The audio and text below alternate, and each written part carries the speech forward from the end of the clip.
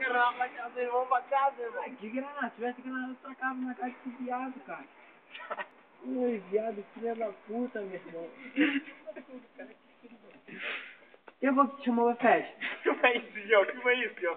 Tem amigo de quem? Olha pra lá. Olha pro João. me chamou, Olha cara. pro João. A Nara nem te conhece, cara. Da onde? Não, só tem tamanho, moleque bate, não conhece ninguém.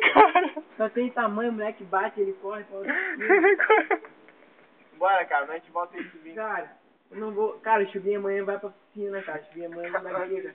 Cara, o viado, ele vai ser eu não vou voltar, cara. Cara, o que tu quer fazer? Não, deixa ele, João. O que tu quer fazer? Você quer que eu vou fazer? É. Eu quero que o viado venha correr, você vai botar uma madeirada na cabeça Tá dele. bom. Cara, ele só vai sair pra rua amanhã. Eu vou dar uma madeirada. Se eu correr, eu tô feliz. Se eu der uma madeirada e correr na cabeça dele, eu tô feliz. Eu vou pra casa. Eu boto até o rádio no meu saco aqui, ó. O rádio só vai ver no meu saco. Tá aí, ó. Então joga madeira na casa dele e vou meter o pé. Jogar madeira na casa maluco, dele? é. Eu sou um bela saco, jogar madeira na casa dele e correr?